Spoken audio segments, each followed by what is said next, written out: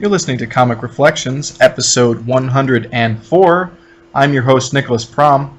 And I'm Jeff Barnhart, a Nunu Cobb, a spirit-like creature remnant of a dead alien race of sorcerers. Wow. Yeah. Who knew? Exactly. Comic Reflections is brought to you by Rhymes with Geek. You can check out our show, plus plenty of other cool podcasts and neat articles. Podcasts like All New Anti-Fanboy, Feed It Comics, Super Podcasto Magnifico, and plenty of others at rhymeswithgeek.com. Oh, by the way, listen to us on iTunes and Stitcher. That's a really groovy place to check us out also. The end. Please do. Yeah.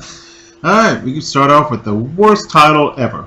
Okay. Do you think there's anything worse than this title here? It's kind of dumb. All right, it's Superman number 262, and the lead story is called The Skyscraper That Screamed for Its Life. Ooh. Yeah, it's pretty bad. Yeah. But you're like, well, huh? You know, it's one of those kinds of titles. So, written by Elliot S. Magan, with art penciled by Kurt Swan and inked by Murphy Anderson. Yeah. The 70s was not a good time for just about anything. Especially Superman. Whew. Yeah. There were some good movies in the 70s, but yeah, there's some bad ones too. So, all right. Oh, God. Peter Demios.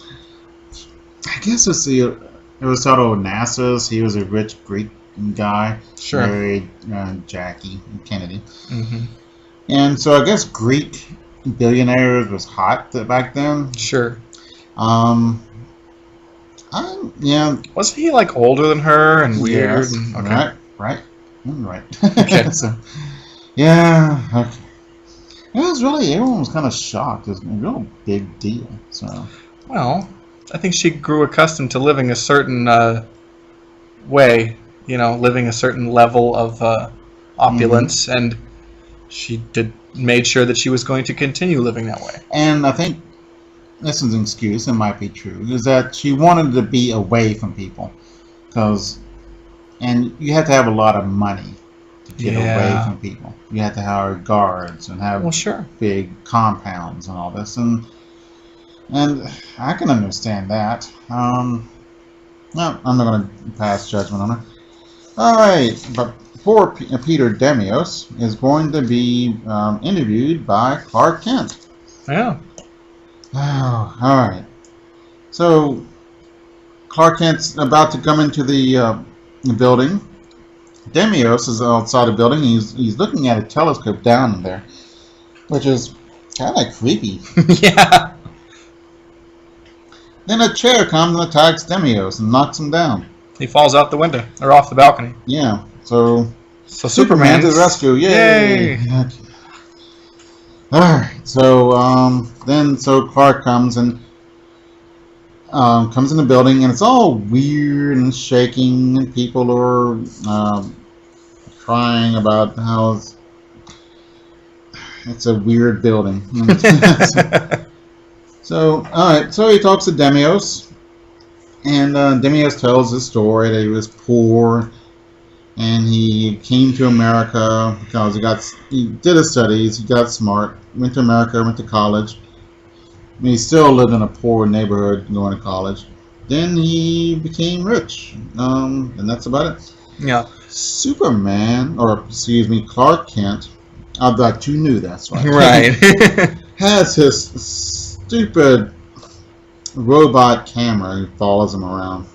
Yeah, that's pretty terrible. And we learn, though, that Demios lives and works in this very shabby back room that reminds him of home. He just lives on a mattress on the floor and crappy. The plaster is busted on the wall. It sucks. Which is kind of interesting. Yeah, but it's like with the eccentric billionaire, like Howard Hughes almost. Yeah. He's trying to make the Demios building into a self-running machine, which is odd. Right. So. But then it gets weird. Yeah, here comes everything's shaking, and so Clark has to get out of there because he's got to be Superman to save everybody. Right. Oh, all right. So these guys are falling off Scaffolding. They're window washers. Yeah. So Superman gets this big piece of concrete and goes up and gets him on the concrete, which is, couldn't you hold about 4 or 5 guys easy enough? Yeah, he's Superman. Don't you think he could do it quick enough? Just grabbing him? It's weird that he had to just tear up a piece of concrete and destroy property to do that. Yeah. And then the building attacks him by sending a bunch of crap against him, filing cabinets and chairs and all that. Yeah.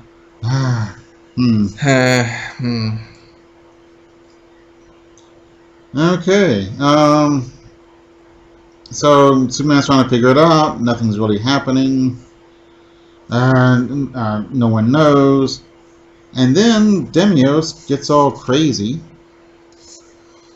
and he figures out that he is a Ninu cop, which I am. So that's where I got it. Right. My wacky. Is it he's really the Ninu cop, or is it possesses Demios? It possesses him, which means I guess Demios is dead. I don't know. No, I don't think he's dead. Okay. But anyway, it's an alien and it uses weird powers against Superman. They fight.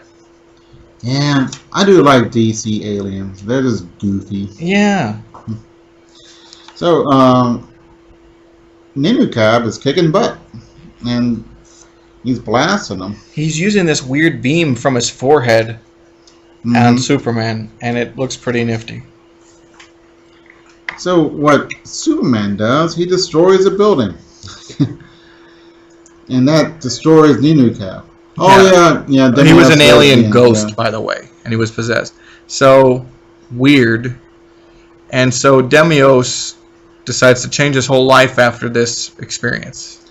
I think Clark does something weird. He's talking to Demios, and he messes up and doesn't get the interview.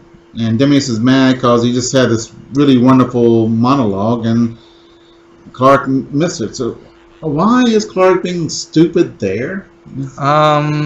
Is it a joke or? I don't know. It's keeping up the bumbling Clark Kent thing, but why would he do that when he's just interviewing people? Usually he bumbles with people at GBS or the Daily Planet. Yeah. But someone who's not close to him, they're not going to suspect he's Superman. So it's dumb that he screws up. Yeah. I think they're trying to be funny and it just falls flat. But there's a lot of fail about that story. Yeah, at least we got through it pretty quick. So backup story. Oh, it's another Private Life of Clark Kent. Boo. And this one's called Puzzle of the Telepathic Twins. Written by Elliot S. Magan, penciled by Kurt Swan, and inked by Murphy Anderson. Oh, there's these 2 red-headed twins, and they have psychic powers, and they're telepathic. Yeah, and they can predict stuff. Yeah, and they show how they predicted stuff, and it's kind of cool. And Edge has a stupid show called Stranger Than Fiction. And Morgan Edge. Big jerk. Yeah, well, that's the thing about. I was just thinking about the GBS cast of characters that are brought in. Morgan Edge, he's just a jerk boss. Steve Lombard, he's just a jerk weatherman who's a prankster. That's the only thing I like about the new Superman is Steve Lombard. Yeah. He's such he plays these practical jokes that blow up on him. I enjoy that. But I mean, Lois and Jimmy and Perry, their roles are so reduced and one-dimensional. Yeah. And it seems like the only one that there's any real interaction with is with Steve Lombard.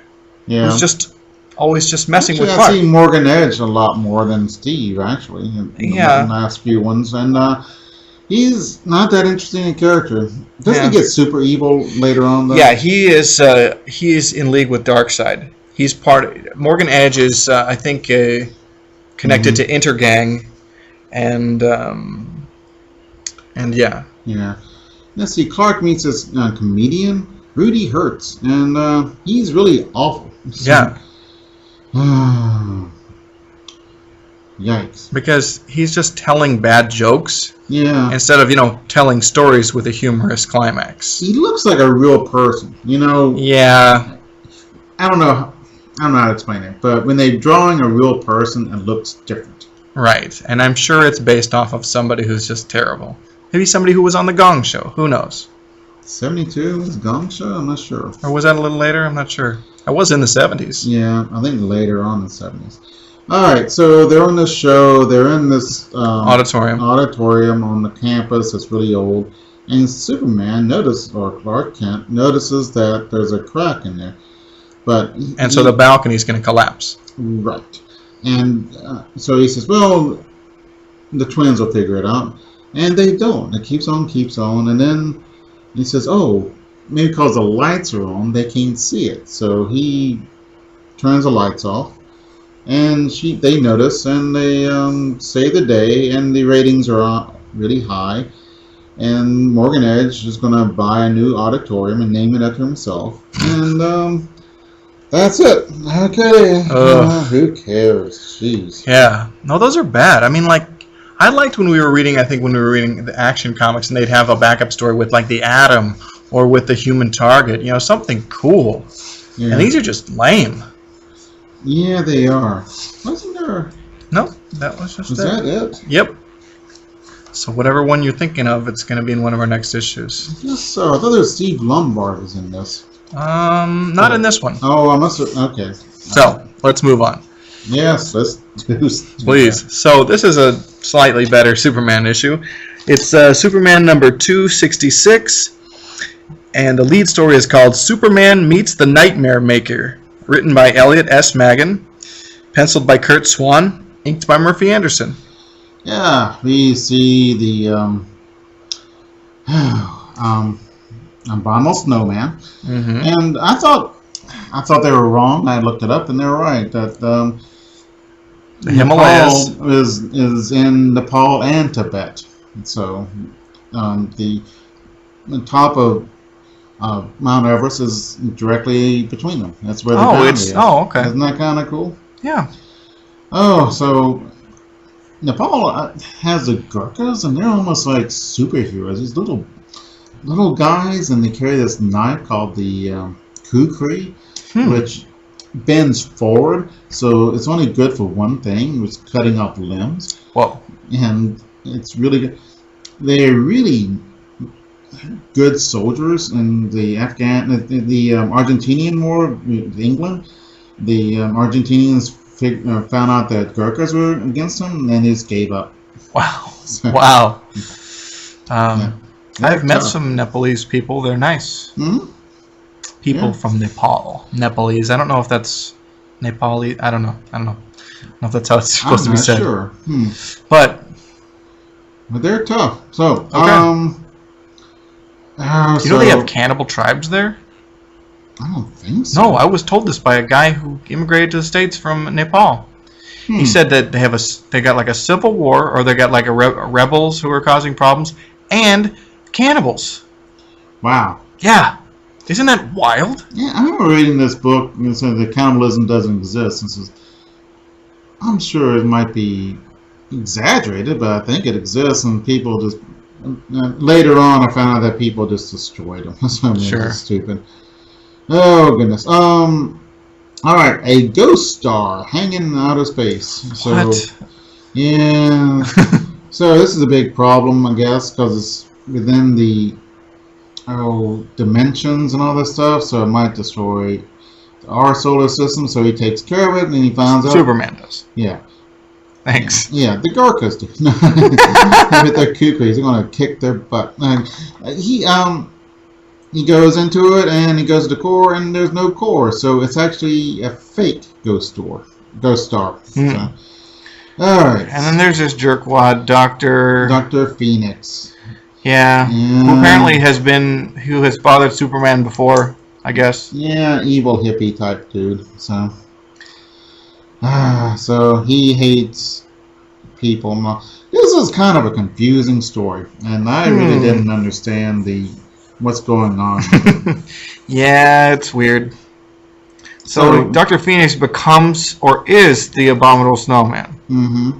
That's one confusing thing. Yeah, and he's actually a snowman, not a big furry guy like a Sasquatch. Like he's literally looks like he's made of snow, right, or covered in snow. Mm-hmm.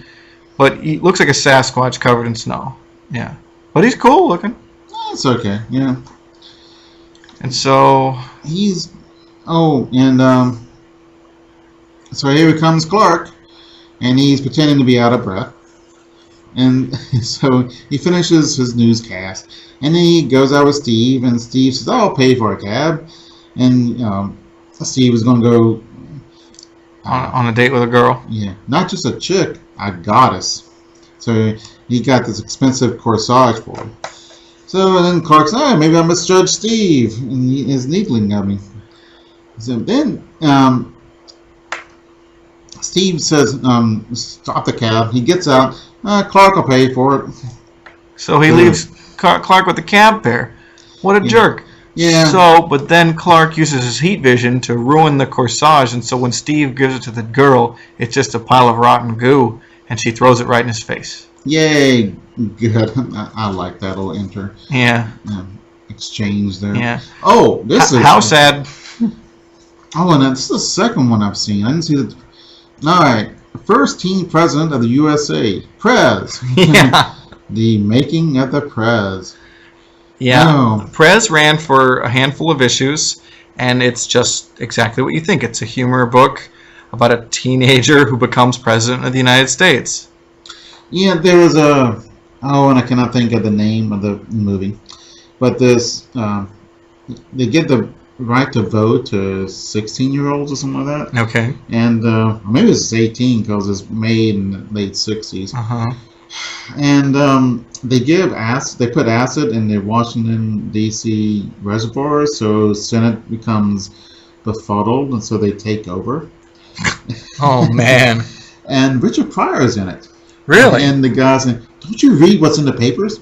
"No, but I smoke what's in the papers." Oh, my gosh. It was hilarious. Man, but then the 13-year-olds want power. Dun, dun, dun. Oh, man. Oh, it was a goofball movie, but... Well, since you know somebody that's in it, I can probably look on the internet and figure out who it is. Or what movie Wild it in is. the Streets or something like that. Wild in the Streets? Maybe. Okay. Like that, yeah. I'll look it up later. So, what's going on with Clark? Oh, he pays all the cabbie, and he gives him a tip. So, Clark's a stand-up guy. Yeah, he is. So, and then he goes, the building he was going to go to, where his apartment is, it vanishes. Yeah. Weird. So, there's a bunch of disappearing buildings. So, Superman just follows disappearing buildings, and then he gets hit by the snowman. Yeah.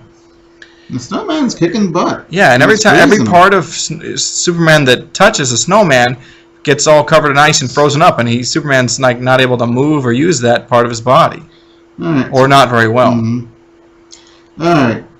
This is where it gets weird and complicated. Yeah. It is my normal existence to sleep and dream, but 27 years ago, outside force entered the scene. An alien super baby landing on this planet. So that woke him up. So then he became Dr. Phoenix and try to find a way out. So that's weird. At this point, they're saying that Superman landed 27 years previously. Mm-hmm. So is it saying that Superman is like, what, 28? He doesn't look. He looks like a 35. Yeah, but then again, we've seen so many like Silver Age stories where Super Baby is like a toddler. Yeah. So he could be like 30. So, but it's weird. Yeah. Yeah. So they're fighting. So, Superman has one good leg, and he's kicking things around with his leg against him. Yeah, he's slowly being encased in ice, basically, and can't move. He figures out that the whatchamadoodle guy, the snowman, is trying to protect his eyes. So he kicks him in the eyes. Wow. And lays him out. Then Superman busts out of the ice. Yeah. So and then he takes him to the Himalayas and puts a compressed air device on the statue's feet, so it keeps him suspended perpetually a few inches in the air, thereby guaranteeing at least one of us will always be off Earth, which is weird. I don't get it. And here's the thing: there are implications that Dr. Phoenix imagined like a lot of things that were real, and that they were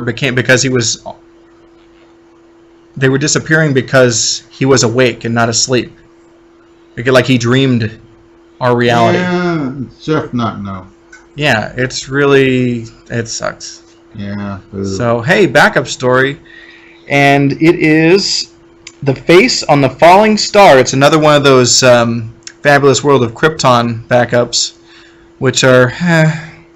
but anyway, this one is also written by Elliot S. Magan, penciled by Dick Dillon, and inked by Joe Giella. Man, wouldn't these have been great if they were written in the Silver Age?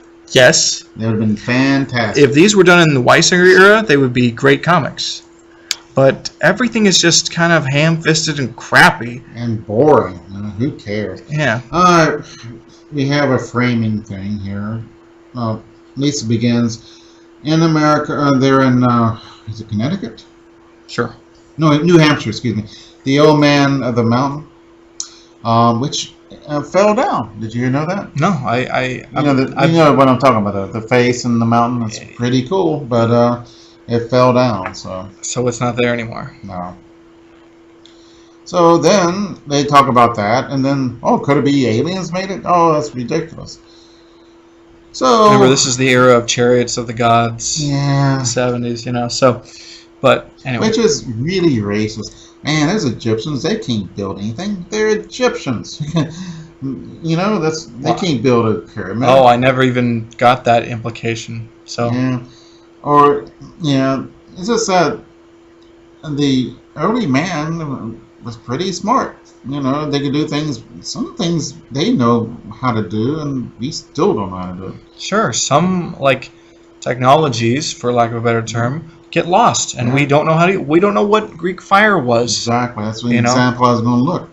It's mentioned, but but to say that I don't know, how could they have built the pyramids? Well, they could build. Egyptians could build the pyramids. So could the Central Americans and all that. Sure.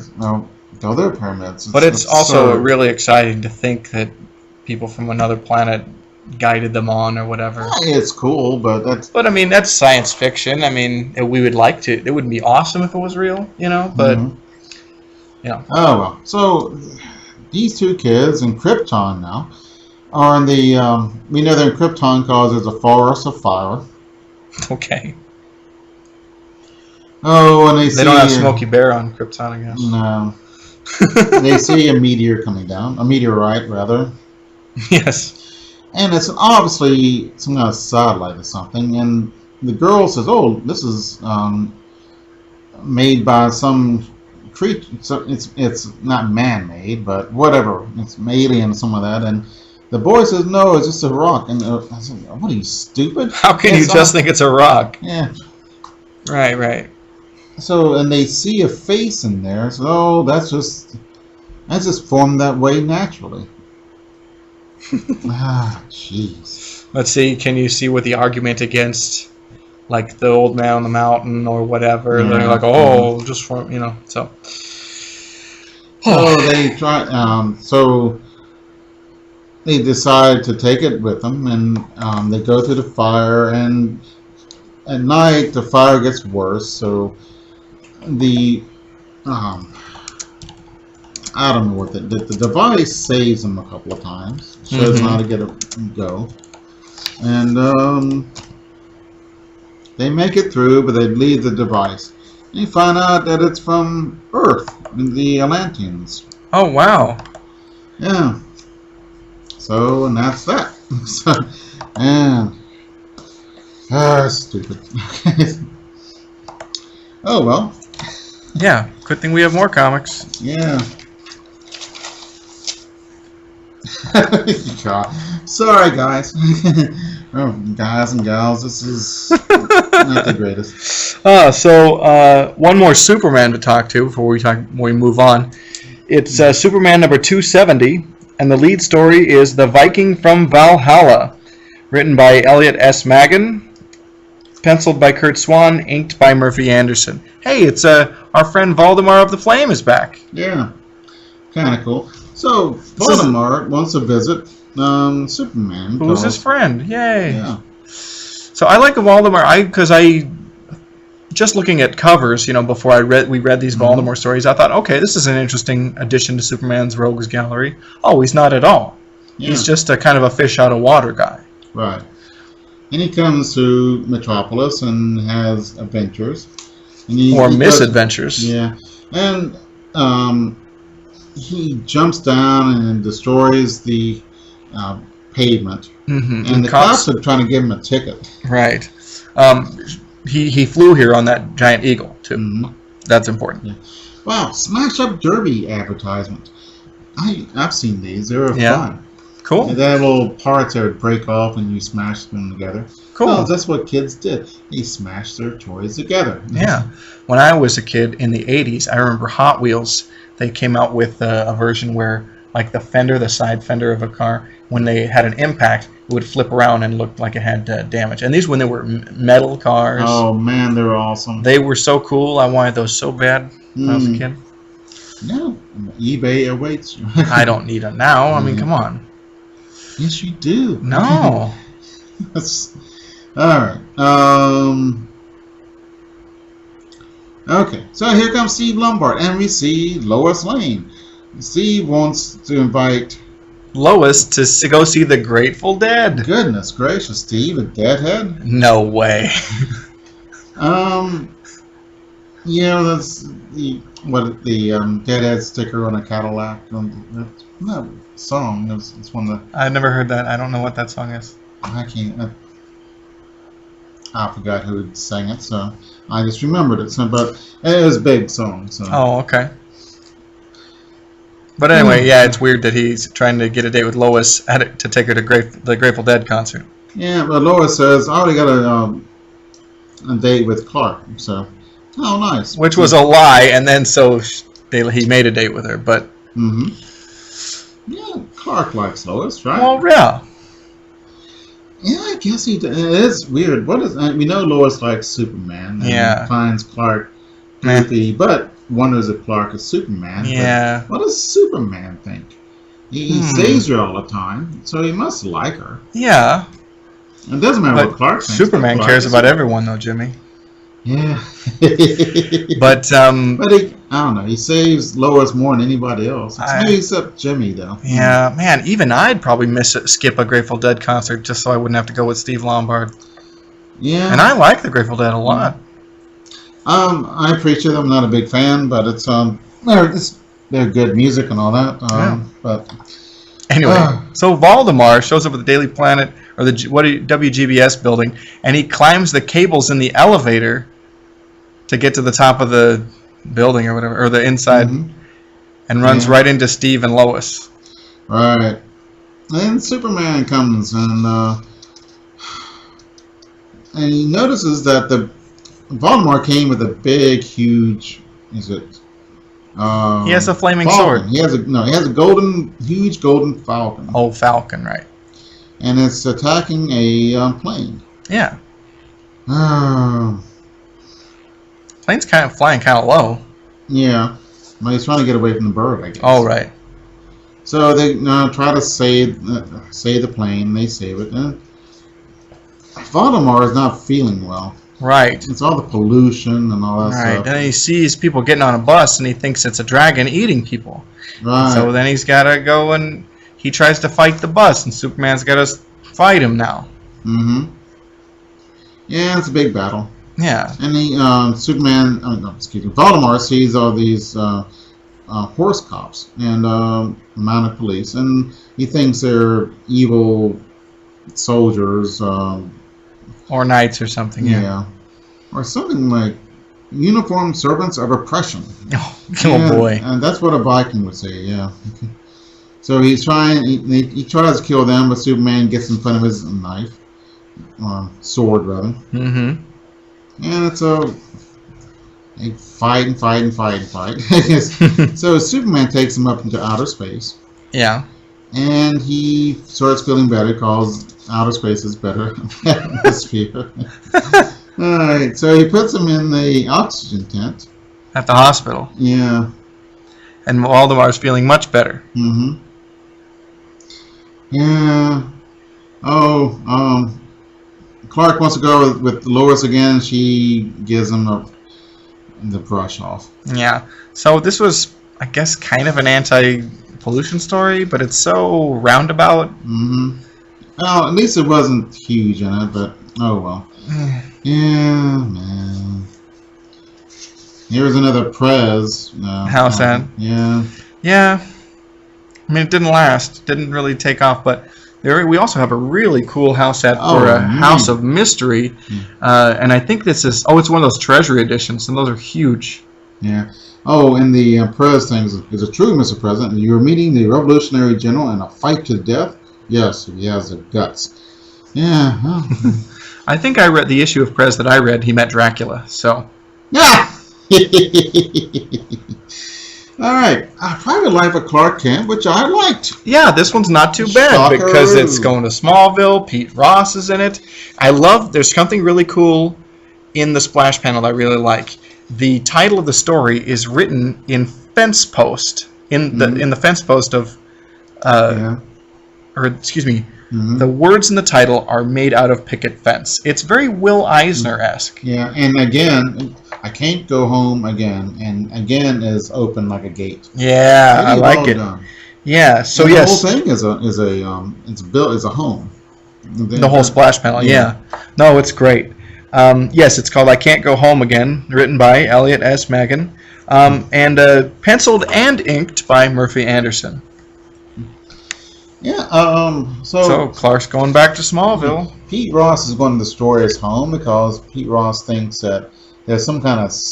He thinks that the reason Superman didn't destroy it was there something secret underneath it.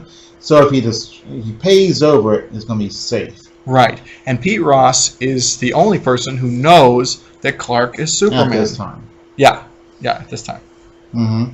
Does Clark know that he knows? I don't think so. No, Clark does not know that Pete Ross knows. But it's really awesome and cool. I don't know. This is just... Nothing much happens, actually. But it's a good story. Yeah, it is a wonderful story. Yeah. We really do need to describe what does go on. Okay. So Pete Ross goes in the house. He sees somebody is in there. So he goes in and says, "Hey, it's Clark." So they meet and have a good time. So Peter's like an engineer / city planner or something like that. That's his position. That's why he's able to save the house or have it destroyed. So yeah. So the road's coming through, and we see a little picture of it. It's kind of cool where you see the road and then overhead shot, and the house is in the way. Oh, and they're talking, and Clark doesn't seem to like the idea that's gone, and Pete says, why not? Let's just say we're going to do this at night so no one's going to be able to see anything. And he realizes Superman's a sentimental slob. He wants his home for memories. Yeah. Yeah, and he says, "Oh, I'm wrecking everything." So Pete Ross figures out how to keep it. Oh, the way they do that is kind of cool. They go into this cave where there's Indian drawings, where there is like a treasure map. The treasure is some kind of burial stone underneath the house. So the house is going to be made into a national monument. Or the Historic Society will preserve it. So they just go ahead and build the highway around it or over. National Historic Site. Okay. So that's kind of cool. Yeah. I want to turn back a page. We have this really cool house ad that I want to mention. It's advertising. At this time, DC is doing a lot of these 100-page super spectaculars, of which we'll look at another one next week. And we see this ad for Shazam and Detective Comics, and of course these super spectaculars have all these great backup stories, reprints of a lot of Silver and Golden Age material, and they're fun. So, yeah, it's yeah, they are. I'd rather buy these than just about anything, unless it's a trade paperback. Yeah, I love trade paperbacks. Yeah, because they tell the whole story and all that. So. Right. So what a sweet story this was, though. It's probably my favorite Private Life of Clark Kent. But it's just about the only one I've liked so far. Yeah, I think they're all kind of dumb. except for that one. So, changing gears a little bit. We've got a Charlton comic, and it's, hey, all right, romance time. Yeah. This is For Lovers Only, number 67. And the lead story is called A Kiss Before I Leave. No credit on the writer, probably Joe Gill, or, well, it's the 70s, so Nicola Cuddy might have written it also. Well, probably one of those guys. Yeah. But Pete Morisi did the art on it and on this story, and it's really wonderful. Who's the artist who did big? His entire art was comic book. You never seen that? It's in the 60s. What you? Ram, and it was the famous one where this guy. Hang on. It's not Liechtenstein. It is Liechtenstein. That's who you're referring to. This looks like something Liechtenstein would make. Well, Liechtenstein basically took panels from comics and kind of altered them.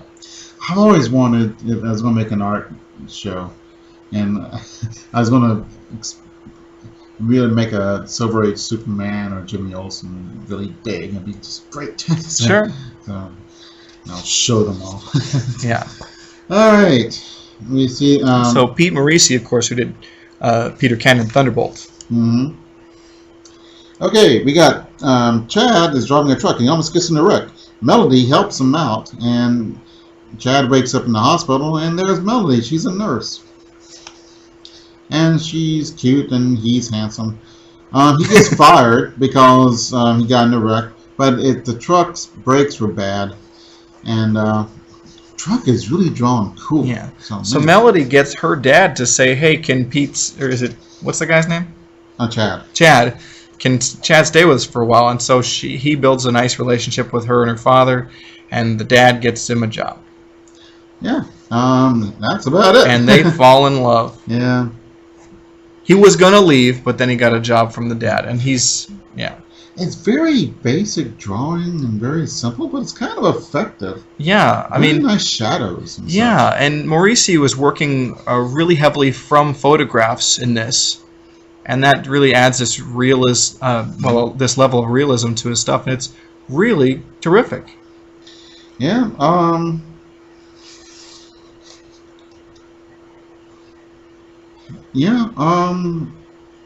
She thinks that Chad's leaving because he's going to he's got a place in the big city. I love that. I'm going to start calling Portland the big city. I got a big city. Right. Yeah, I got a job in a big city. That's great. So then she came back. He leaves and he comes back, and then he gives her a kiss before he leaves. And comes back and says, I'm going to stay here because your father hired me. And yay, everything's great. Yeah. Yeah. So the next story, I know you're going to... Oh, okay. Bobby Sherman poster. Yeah, there's a full page just pin up of just Bobby Sherman. He had his own book at Charlton. It did not run long... it didn't run as long as the David Cassidy book. Mm-hmm. But, yeah. Getting Together, Bobby Sherman. Man, is that a song of his? I don't know. I have no idea. I can't remember. I remember Bobby Sherman and all those other god awful guys, but sure. I don't remember the songs. I remember David Cassidy songs, and actually they're decent pop songs. I think I Love You. That's a great song. Yeah. Yeah. So, well, it's memorable, I should say. So this next story, though, I'm sure you've got lots to say about. Man. This was so bizarre. It's called A Long Way from Happiness, and. Again, no credit on the writer, probably Joe Gill, but penciled by Charles Nicholas and inked by Vince Alacia, that Charlton just serviceman, I guess, because they did so much work together, and it's nothing like it's never spectacular, but they did so many stories at Charlton. It works. I mean, it does its job. Yeah. All right. So this horde of hippies go to this little island off the coast of Spain. This happened in India, and can you imagine the first Americans that, or even white people these tribes meet are hippies, and I heard this one missionary come back. No, an Indian guy told me this that. one of the tribal elders asked this missionary, came and says, "Do you go around naked too?" Because that's what the hippies do. Oh my gosh! And hippies had this idea that India was this free love. They have very strict rules. It's actually pretty straight-laced, Yeah, and I don't know how they got this idea. I know the Maharishi Yogi Mahesh or whatever that guy. The guy that huckstered the Beatles. Right. And the Suma Contra, I can't think of it. Dang it! The way you just said Suma Contra, Kama Sutra. You got me all discombobulated. Hey, that's my job. Yeah. All right. So this pretty hippie chick, and as much as I hate hippies, I like hippie chicks. I've always liked that look. So long flowing dresses and braids and granny glasses. I think it's cute as can be. So, but this hippie chick, we know she's a hippie chick because she has a headband and a big beaded necklace. Yeah. And hip huggers. Yeah. And sandals. So that's all you need. So the cop says, "Hey, you're gonna go home." He says, "Well, no, my boyfriend's really mean and evil. I don't want to go, and so I'd rather spend the night in jail." He says, "Well, I'll put you in jail then." And here comes this guy. He's real clean cut. He's like a pilot, right? Yeah, Luke Daniels. I guess he is. So, and the cop says, "Well, why don't you talk it out, and I'll walk down the street, and I'll come back, and then you tell me what's going on." But so everything is cool. Yeah. So she goes and has a meal with this nice guy. And she's starving because she's a hippie. So they don't believe in money. But we see this evil guy smoking a cigarette and watching. He's got a mustache and beads on, so you know he's up to no good. Right. So Luke leaves her there and says, "Lock the door." And so he takes off, and she forgets to lock the door, and here comes Scumbag. Also, she went to Luke's apartment he was staying at. Mm-hmm. And so her creepy hippie boyfriend had been stalking and showed up, and then Luke kicks his ass. Yeah, but supposedly the creepy boyfriend knows Kung Fu or something. No, it's judo. It's judo this time. Now, I guess there's more hip martial art now. I forgot what it is, but I don't know. Oh, but Luke kicks butt with a little help from the hippie chick. Yeah, she pulls the guy's hair. Hey. So she gets a kiss, gives Luke a kiss, and then she writes to her parents and makes up with them and goes home. And then Luke is there when she goes to college, and they fall in love. She wanted to kiss him really crazily, but it wouldn't have been right because I guess it had been in his apartment. What? All right. Well, right, but who cares? Back then, yeah. Okay. If you kiss a boy passionately in their apartment, it's going to go on. Okay. So it's not. It just wasn't done. Oh yeah, really cool. Yeah. So I think there just one more story in this one. Yeah. Yep. It's called "The Way It Had to Be." Mm-hmm. No credits on the writing, but very nice art by Frank Boll, who he drew the last couple of issues of Dr. Solar that we looked at recently. Okay. Yeah. He can draw girls pretty good. Yeah.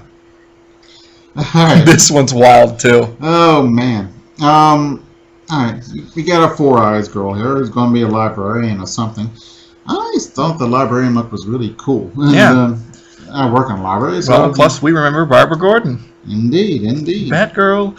Yeah. So, but anyway, she's like kind of bored with all the, the Rose Cliff, where would the place that the Kennedys would, Cape Cod type fellas. Yeah, and this boy that her parents want to hitch her up with. He's a real square. Yeah. So she goes to the big city. And becomes a go-go dancer. Yeah, meets this girl, redhead. You got to watch out for those. My daughter said she was when she dyed her blonde and she was treated dumb, and boys treat her as slutty because she's got red hair now, which is isn't that her? Utterly fascinating. I'm gobsmacked. I had no idea. I don't know. People, you have perceptions. I do. I see the blonde thing, and I've known some dumb blondes. I've known some really, really smart ones too. Well, there is the. I want to put this as delicately as I put. There is the thing or the stereotype that yes, redheads are more promiscuous or just hornier girls.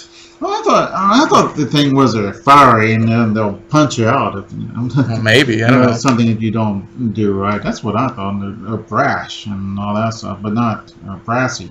I didn't think. I had no idea, but this is brand new to me. Really, so I'm kind of surprised and disheartened. So. Oh. But obviously, your hair color doesn't make any difference about intelligence or level of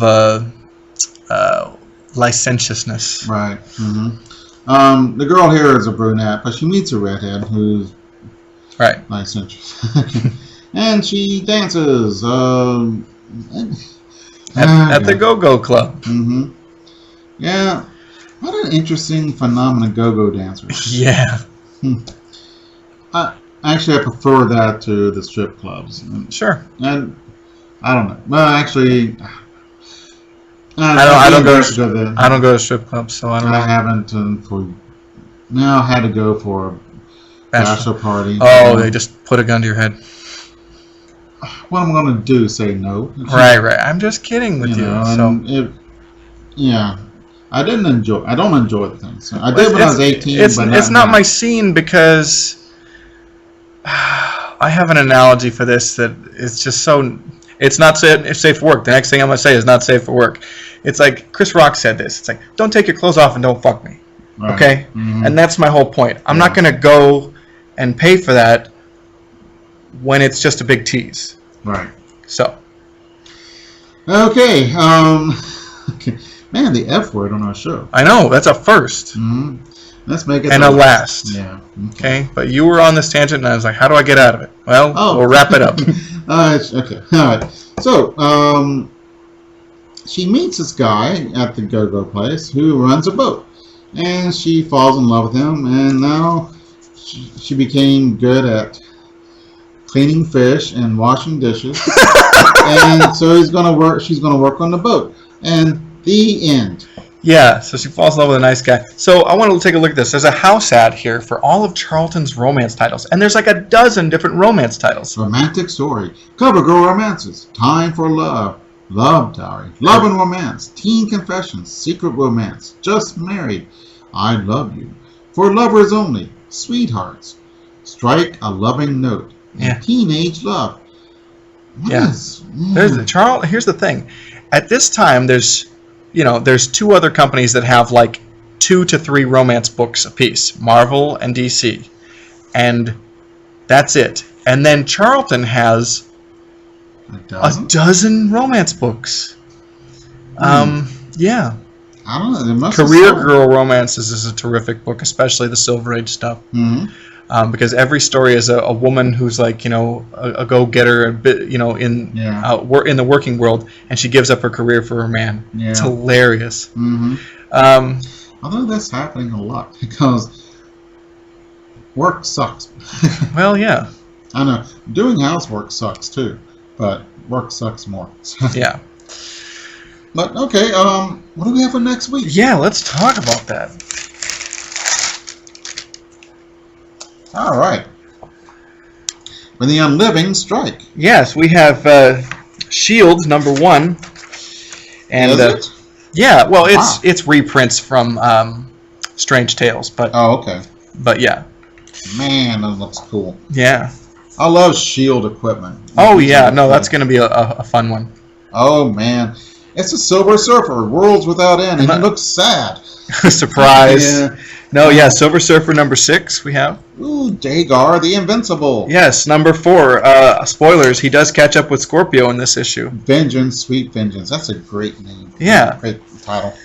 And then we have another 100-page super spectacular. Superman #278. loaded with mostly Silver Age reprints. Except they have a Terra Man. But yeah, but just about everything. There's a Golden Age story, and then everything else is Silver Age. 7 Secrets of Superman. Is Yeah. that it? Yeah. I guess that's enough, huh? Yeah. Man, that's super awesome greatness. Wow. All right. All right. And I will say, as parting comment says, let her go, Fuzzface.